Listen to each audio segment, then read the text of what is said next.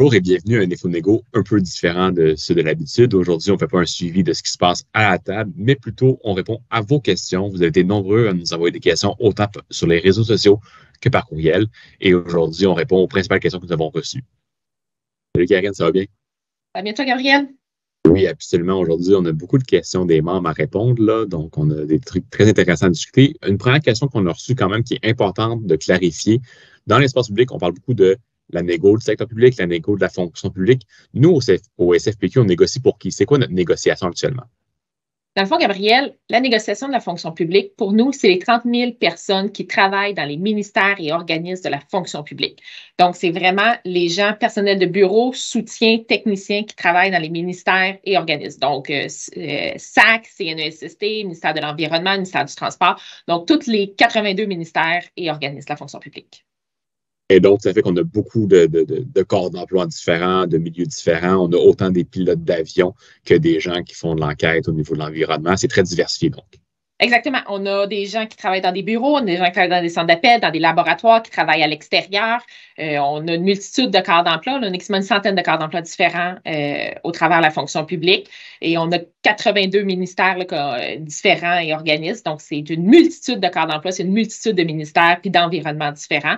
Mais c'est la grande fonction publique, c'est la force du gouvernement, la fonction publique québécoise. L'autre question qu'on a aussi beaucoup reçue, c'est de savoir un peu comment ça fonctionne, qui décide dans la négociation des fonctionnaires. Dans le fond, Gabriel, les grandes étapes, c'est les membres qui décident. C'est tout le processus de négociation, c'est important de le dire, c'est les membres qui vont décider où ça va. Donc, que ce soit la consultation, qu'est-ce qui va être négocié à la table de négociation, la cotisation spéciale, y en a-tu une, y en a-tu pas une, les moyens de pression, on la grève, on la fait-tu, on la fait-tu pas, et ultimement, accepter l'entente de principe à la fin de la négociation, c'est les membres. C'est toujours les membres. Il faut ultimement que les membres acceptent tout. Entre ces grandes étapes-là, il y a tout un processus. Et là, à ce moment-là, on a des instances démocratiques qui sont composées des représentants syndicaux fonctionnaires qui ont été élus, qui vont décider des orientations de la négociation. L'autre grande question qu'on reçoit beaucoup actuellement, c'est pourquoi le SFPQ n'est pas dans le front commun? Et regarde, le Front commun, c'est santé-éducation. Nous, on ne représente pas des gens de la santé et de l'éducation. Comme on en parlait plus tôt, on représente la fonction publique, donc les ministères et organismes de la fonction publique. Donc, on n'est pas dans le Front commun parce qu'il ne regroupe pas de gens qui viennent des ministères et organismes. Donc, peu importe le niveau, là, que ce soit avocat, professionnel, ingénieur, on n'est pas dans la fonction, on n'est pas dans la santé et l'éducation comme le Front commun. Et donc, on n'est pas avec eux. On est séparés du Front commun.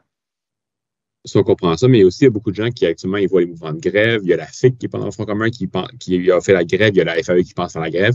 Nous, au SFPQ, actuellement, pourquoi on n'est pas dans un mouvement de grève comme les autres syndicats? Dans le fond, il ne faut pas oublier, nous, dans le fond, il y a même pas un an et demi, on était en grève. On a signé plus tard que les autres organismes qui étaient du gouvernement. On a obtenu notre convention collective en septembre 2022. Suite à nos périodes de grève, on s'appelle en mars, on en a fait, en avril, on en a fait, en juin, on avait menacé de faire 5 jours de grève. La grève était déposée et tout, puis on a eu l'entente de principe juste avant de faire la grève de 5 jours. Donc, on n'est pas rendu à la même place encore que le Front commun. On a commencé à négocier plus tard que le Front commun, étant donné qu'on a eu notre entente de principe beaucoup plus tard, parce que nous, on a fait la grève, puis nous, on a fait des moyens de pression, ce que le Front commun n'a pas fait la dernière fois. Donc, la grève, les moyens de pression, c'est pas du tout exclu. C'est dans la stratégie, mais on progresse, on négocie. On n'est pas rendu là encore avec la fonction publique, mais si on doit y venir, on va y venir. On n'a pas peur de la faire, la grève. On l'a déjà faite, on la refera. Ça va dépendre de comment l'employeur agit à la table de négociation, puis s'il négocie réellement avec nous ou pas. C'est une carte qu'on jouera en cours de route. On n'est juste pas rendu à cette étape-là dans le jeu de la négociation, puis dans tout ce processus de négociation.